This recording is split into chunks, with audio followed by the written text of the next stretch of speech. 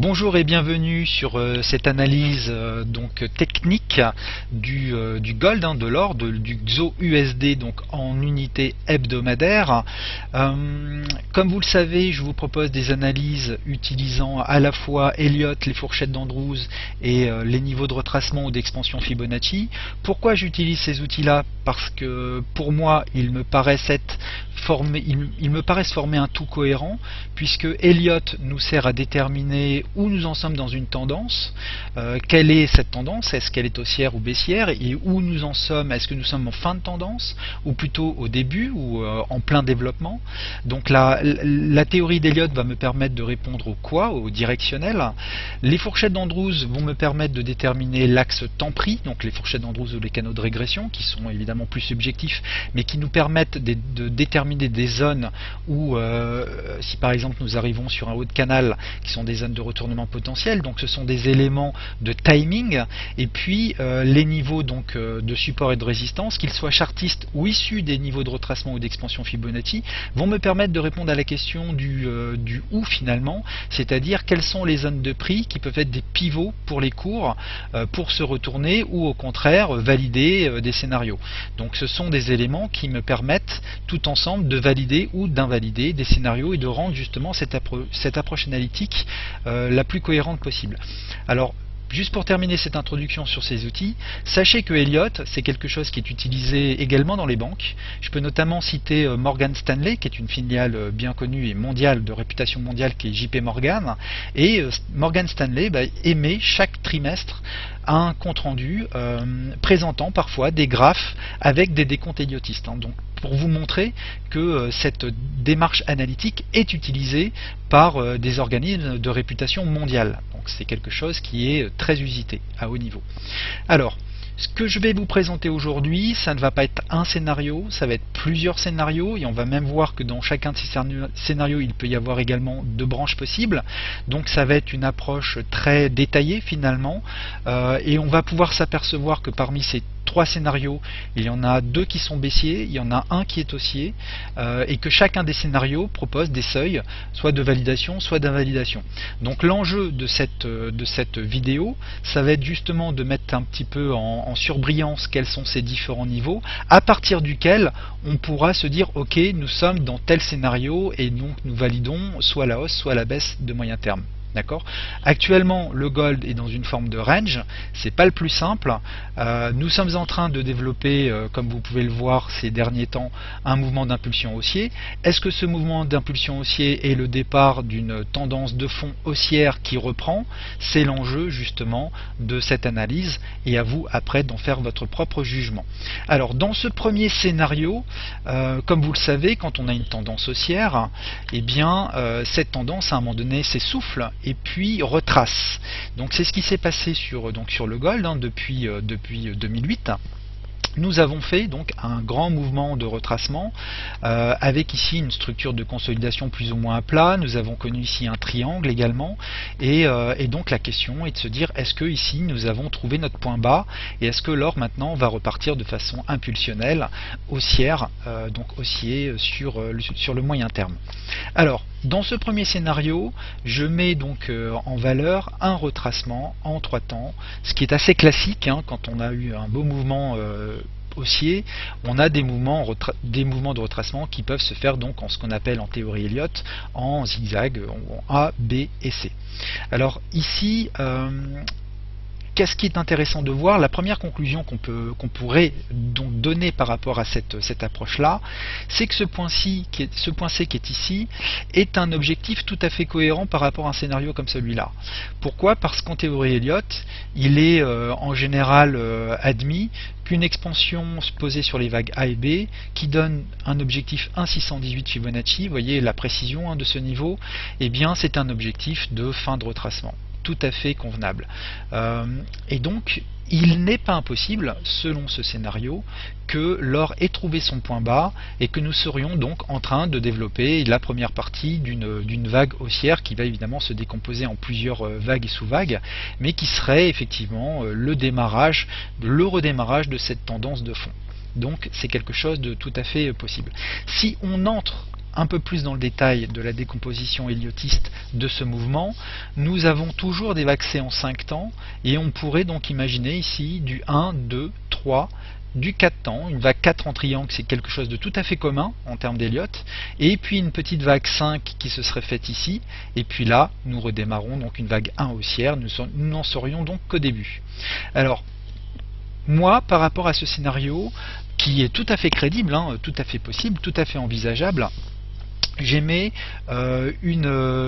comment je pourrais dire ça, j'émets une réserve. La réserve, c'est que quand on a un mouvement en 5 temps, en général, il y a une proportionnalité entre les vagues de retracement 4 et 2. Cette proportionnalité, ici, je ne la retrouve pas. C'est-à-dire que si nous partons du principe que nous avons fait une vague 1, 2 et 3 ici, la vague 4 est démesurée par rapport à une toute petite vague 2 que nous aurions eu ici. J'aurais plutôt été enclin à dire que nous aurions eu du 1, 2, 3, du 4 par exemple ici, et puis une vague 5 ici, ce qui évidemment donnerait un décompte totalement différent. Donc c'est une réserve que j'ai envie de donner par rapport à ce scénario. C'est un scénario qui est possible, mais je ne suis pas certain que ce décompte-là, 1, 2, 3, 4 et 5, soit réellement le bon. Alors il y a quelque chose quand même qui accrédite ce scénario, c'est que quand nous mettons une fourchette d'Andrews sur les points A et B, nous sommes sortis complètement donc de cette fourchette d'Andrews et même de la warning line, ce qui indique quand même que cette tendance-là a vraiment du plomb dans l'aile, j'ai envie de dire ça comme ça, et que donc il n'est effectivement pas impossible que nous ayons terminé donc cette vague de retracement. Alors, moi, ce qui me ferait dire que ce scénario est validé, c'est que nous affranchirions en fait, du sommet de la vague 4. Grosso modo, si nous devions battre le point qui est ici, c'est-à-dire les 1393, eh bien, nous aurions à ce moment-là une expansion contrarienne que nous pourrions poser sur ces deux vagues-ci, et il y aurait effectivement toutes les chances pour que nous cassions ce haut ici, formant donc une structure en double bottom, avec à ce moment-là une impulsion qui se développerait pour aller réaliser donc de nouveaux hauts. Donc dans ce scénario, j'ai envie de dire pourquoi pas, mais dans une optique de moyen terme, je préférais m'assurer que ce point haut est cassé pour commencer à initier des positions de moyen terme haussières sur cet actif. Donc tant que nous sommes entre ce haut qui est ici et ce bas qui est ici, j'ai envie de dire en unité moyen terme, en unité semaine, voire unité mensuelle, prudence, nous sommes pour l'instant toujours dans ce range et c'est la sortie de ce range qui devrait décider. Alors, il n'est pas non plus impossible, tout en restant dans ce scénario, que nous cassions ce bas qui est ici pour réaliser de nouveaux bas. Ça voudrait simplement dire que cette vague 5 qui est ici serait simplement plus profonde, puisque nous aurions fait simplement une sous-vague 1, une sous-vague 2, une sous-vague 3, une 4 et encore une 5 pour terminer cette grande vague C. Nous aurions donc 1, 2, 3, 4 et 5. Donc ce ne serait pas non plus impossible, mais je ne pense pas le plus probable, puisque nous avons quand même atteint ici un très bon objectif Fibonacci des 1,618, et c'est souvent, très souvent, le signe d'une fin de vague ABC. Donc dans ce scénario, j'ai envie de dire pourquoi pas, attendons confirmation pour casser ce haut qui est ici, et à ce moment-là, nous en saurions vraiment plus sur le fait qu'effectivement cette consolidation est maintenant terminée et qu'on peut donc rechercher un positionnement de moyen terme haussier sur le gold. Alors c'est mon premier scénario qui est donc dans une logique haussière. Je vais vous montrer maintenant un autre scénario qui lui encore dans une logique baissière, voire même encore plus baissière, j'ai envie de dire à très long terme. Alors, nous savons qu'après donc une hausse, nous avons une figure de consolidation. Cette figure de consolidation peut donc prendre des formes qui peuvent être variées. Ici, nous avons un canal. Je vous ai mis ici un canal de régression, j'ai envie de dire candidat, néanmoins subjectif, comme tous les canaux de régression. Vous voyez, c'est pas une fourchette d'Andrews, je l'ai simplement ajusté sur les plus hauts. On voit néanmoins que la ligne médiane a été respectée. On voit que les warning lines, enfin le haut du canal de régression est également également respecté, également ici cette warning line. C'est donc un canal de régression candidat, mais tout à fait subjectif, puisqu'il n'utilise pas donc des points pivots tout à fait rigoureux, tels que ceux que l'on peut utiliser pour une fourchette d'Andrews par exemple. Alors, dans ce scénario-là, nous serions toujours dans la vague A. C'est-à-dire que nous n'aurions pas encore terminé le premier retracement donc, de toute la vague de hausse, qui est historique évidemment sur le gold, et que donc suite à cette vague A, nous aurions évidemment ensuite une vague B de retracement qui peut être assez haute, on peut retracer après assez haut, 50%, 61,8 de ce mouvement, pour ensuite derrière refaire une vague C qui irait faire donc de nouveaux bas. Donc ce scénario se voudrait résolument donc pessimiste sur le gold, on va dire à un horizon long terme, très long terme.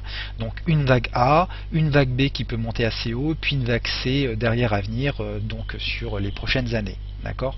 Alors qu'est-ce qui me permettrait de dire ça? Eh bien, entrons dans le détail des sous-décomptes. Et une vague A est une vague qui se fait souvent en 5 temps. Et ici, nous aurions eu donc une vague 1, une vague 2. Nous serions en train de développer la vague 3. Cette vague 3 qui également doit être en 5 temps, on va y venir.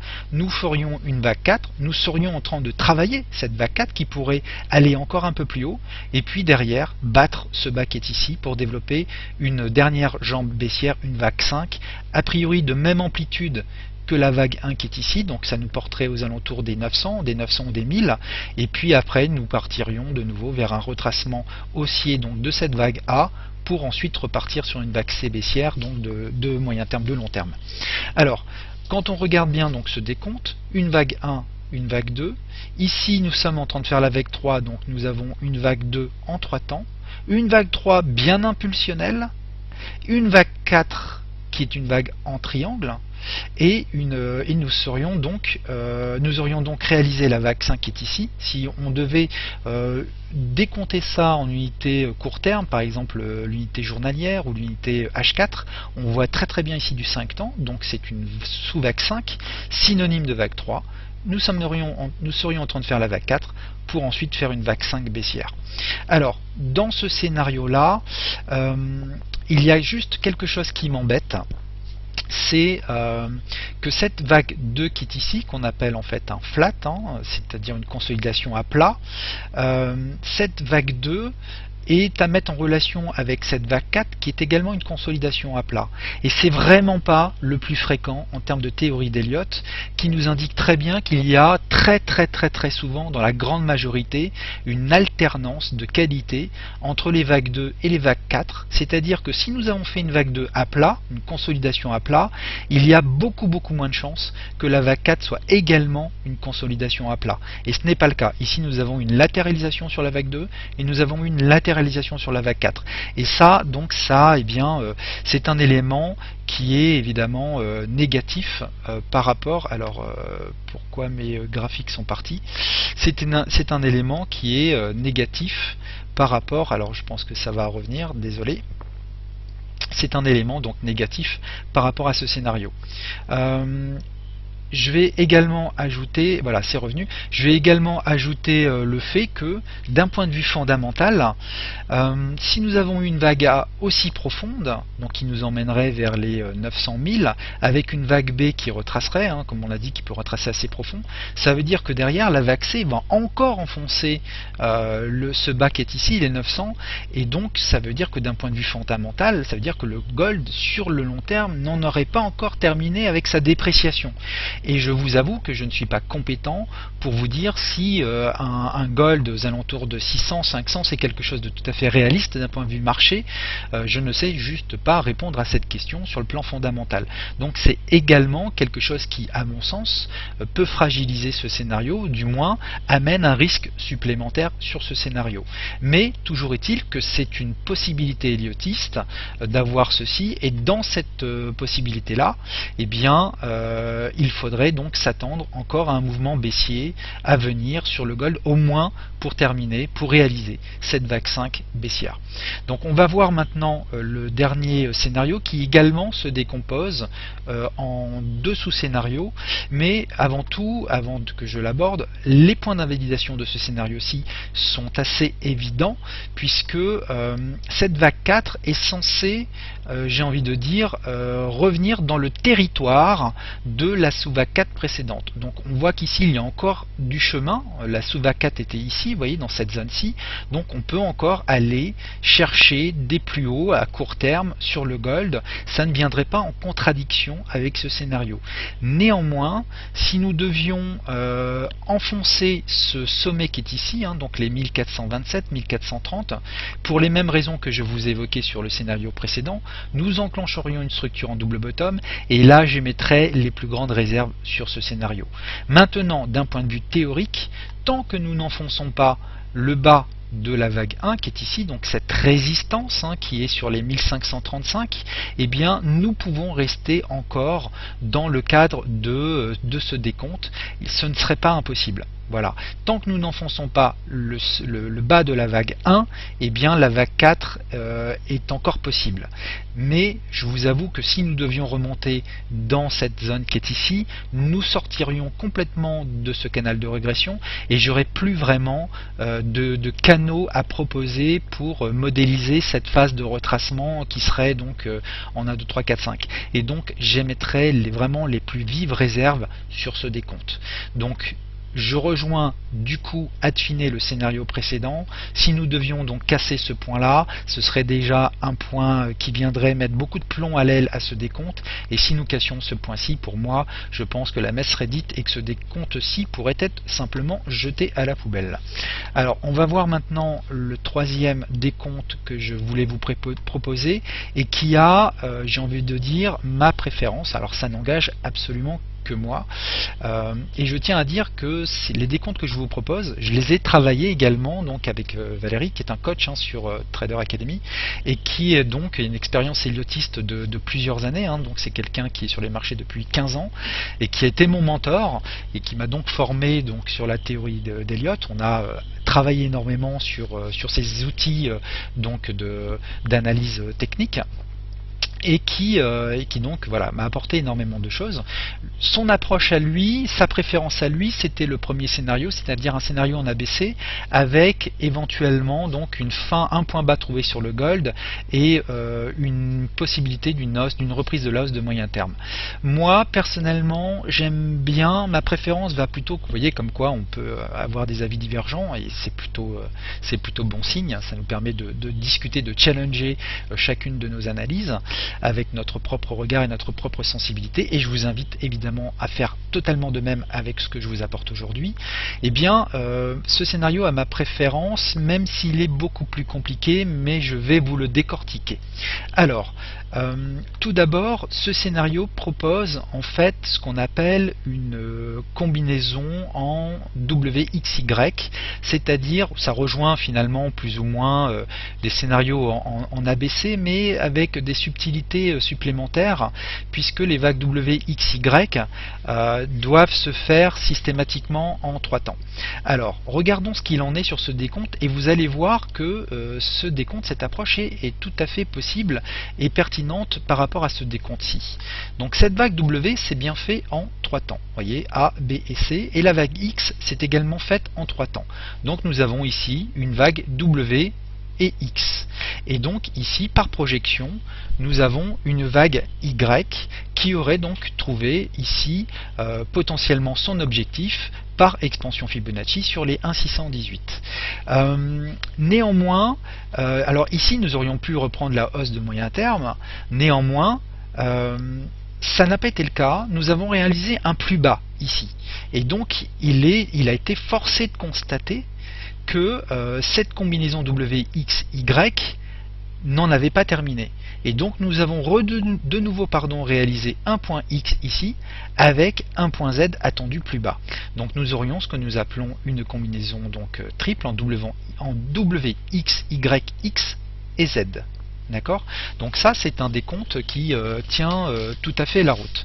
Alors, par rapport à ça, il y a quand même deux scénarios possibles. Deux scénarios possibles. Alors, le premier scénario possible, c'est que nous avons fait donc Wx et que le Y n'est pas ici. Nous aurions fait ici juste une vague A. Rappelons-nous, les vagues Wx et Y doivent se faire en 3 temps. Nous avons donc développé une vague A, une vague B en triangle, et nous serions donc en train de développer la vague C, qui devrait donc nous donner un point Y un peu plus bas. Dans ce décompte-ci, donc en Wx, A, B et C, il faudrait donc que cette vague C se fasse en 5 temps. Et bien cette vague C, nous aurions fait 1 et nous ne serions donc qu'à la vague 2. Ce qui veut dire que derrière, dans ce décompte, nous pourrions nous attendre à une vague 3, une vague 4 et une vague 5 qui pourraient aller chercher des niveaux aux alentours de 900 ou 1000 sur cet actif. Donc c'est la première possibilité par rapport à ces deux décomptes qui sont relativement proches quand même. Dans l'autre décompte, où nous aurions fait ici une vague Y, nous aurions donc une vague A, B, C, donc une vague X ici, et puis nous allons faire donc une vague Y, oui c'est ça, et donc nous allons faire une vague Z en 3 temps, et donc nous aurions simplement ici une vague donc WX, Y, X, et de nouveau donc W ici, X, et de nouveau donc une vague qui est attendue baissière. Donc ce scénario-là est tout à fait réaliste également. C'est pour ça que je vous indiquais en introduction que du fait de cette structure un peu compliquée que nous avons connue sur le Gold, qui a duré plusieurs mois, eh bien plusieurs scénarios peuvent en découler derrière, et c'est ce qui rend cette zone-là particulièrement compliquée, et c'est la raison pour laquelle il est important de mettre en exergue certains niveaux de seuil, au-delà desquels ou au-deçà desquels ces décomptes pourraient donc se valider ou trouver confirmation ou se développer davantage ou simplement être invalidés. Alors évidemment, si nous devions battre ce point ici, c'est-à-dire que si cette hausse devait ici battre le point qui est là, donc les 1396, et bien pour les mêmes raisons, nous enclencherions un double bottom, et puis surtout c'est que si nous battons ce point là, il n'y a absolument plus aucune raison pour que ces décomptes ici soient valables, et donc ça veut dire que ce scénario également serait invalidé et que nous plongerions de nouveau dans le premier scénario, c'est-à-dire un scénario en A, B et C. Si par contre nous devions casser ce bas qui est ici, eh bien nous aurions une poursuite de la baisse pour aller rechercher donc la fin de cette vague Z qui est ici. D'accord? Donc on rappelle, si nous avons W, X, Y et X ici, nous avons donc A, B et C, donc une petite vague W, nous sommes en train de faire une sous-vague X, et derrière nous aurions une vague Z en 3 temps. D'accord? Donc ça serait vraiment la typologie attendue pour ce type de décompte. Alors, l'inconvénient de ce scénario, c'est que évidemment ça veut dire que nous pouvons encore avoir une vague Z assez profonde, et ça veut dire qu'effectivement le gold peut aller rechercher donc des bas beaucoup plus bas, et surtout c'est que j'ai quand même un peu de mal personnellement à décompter du 3 temps sur cette vague qui est ici, parce que si les vagues W, X, Y et Z doivent être en 3 temps à chaque fois, c'est un peu compliqué de trouver du 3 temps ici. C'est pour ça que j'émets quelques réserves également sur ce scénario. Et également un autre problème que je vois, c'est que quand on a des combinaisons doubles en WXY ou en WXYXZ, on est quand même toujours plus ou moins censé canaliser ce mouvement de retracement, aussi complexe qu'il soit. On est quand même censé donc le canaliser, c'est-à-dire trouver un canal à peu près clair qui nous permettrait donc d'englober, d'encadrer les cours à la baisse. Et je vous avoue que c'est pas forcément évident sur cette structure de retracement. Néanmoins, je tiens vraiment à préciser que ce décompte-là est tout à fait réaliste. Donc, en conclusion, quand on voit le gold où il en est arrivé. On voit qu'on peut être potentiellement en pullback sur cette trendline là, même si elle est un peu subjective, puisqu'ici on voit qu'elle a été méchée. On a des niveaux de résistance qui viennent au-dessus de notre tête, j'ai envie de dire. Et donc, si vous étiez acheteur sur le gold, faites très attention à cette zone qui est ici, puisque elle coïnciderait avec des zones d'invalidation, donc des scénarios que je vous ai cités, et donc il y aurait toutes les chances pour que cette zone soit très travaillée. D'accord, puisqu'il y aura des tenants et des, j'ai envie de dire, des gens qui seront pour, puisque ces décomptes là se retrouvent par ailleurs, ce sont des décomptes que j'ai pu voir également sur d'autres, émis par d'autres personnes, même s'ils sont le fruit de mes propres analyses avec donc Valérie Lavallée, qui est mon frère. Voilà, ça veut dire qu'effectivement ces décomptes sont également vus par une grande catégorie de traders initiés à Elliott, et que s'ils sont vus par une catégorie importante de personnes, ils vont donc être discutés et disputés. Donc cette zone-ci va être très sensible pour déterminer quelle sera donc la tendance sur les prochaines semaines, voire les prochains mois. Voilà, donc c'est vraiment ce que je voulais vous mettre en exergue au travers de cette analyse au jour d'aujourd'hui. Désolé si je peux pas être plus, comment je pourrais dire, plus décidé que ça. C'est simplement parce que ces mouvements sont compliqués et que nous sommes au final dans un range qui part donc des 1437, 1440 jusque les 1126, et tant que nous serons dans ce range là, tant que nous n'en serons pas extraits, tant que les cours ne se seront pas extraits de ce range, eh bien chacun des scénarios sera encore possible et donc indécis. Voilà, donc c'est vraiment ce que je voulais vous dire en termes de vision moyen terme. Pour le moment, je ne suis pas encore donc décidé sur chacun des scénarios, même si certains scénarios ont ma préférence. Je ne suis pas encore décidé. J'attendrai qu'un des deux seuils casse pour pouvoir à ce moment-là vous dire de façon claire et nette, voilà le scénario dans lequel nous sommes. Mais au moins je voulais ici au travers de cette vidéo, voilà, vous expliquer un petit peu comment, quel est le cheminement finalement intellectuel on peut avoir derrière ces décomptes là, comment au travers de ces décomptes on peut imposer des contraintes sur les cours, et comment justement pouvoir après derrière lever, une fois que ces prix ont été cassés ou pas, lever tel ou tel scénario pour affirmer donc des biais clairs et décidés sur les mois qui vont venir. Voilà, donc c'était l'objet de cette vidéo. Ici actuellement, cette vague qui est ici, si nous devions l'analyser en unité journalière, je peux vous dire clairement que cette structure, vous voyez un petit peu en escalier, propose également, comme quoi en ce moment le gold est vraiment tricky, il est compliqué, peut proposer deux décomptes possibles, soit un décompte de type retracement, c'est-à-dire une vague X, nous aurions fait une WXYA, et puis nous sommes en train de faire donc une vague WXYX et Z, donc nous serions en train de dessiner la fin de cette sous-vague X que je vous avais indiqué tout à l'heure. C'est une possibilité, mais nous pouvons également avoir, si nous sommes dans le premier scénario, donc un ABC avec un point bas réalisé de moyen terme, une vague 1-2, et puis nous sommes en train de développer la vague 3, donc une vague 3 très impulsionnelle avec une vague sous-vague 1, 2, et nous sommes donc dans la 3 de la 3. Les deux décomptes sont possibles, soit pour un retournement, soit juste pour une phase de retracement.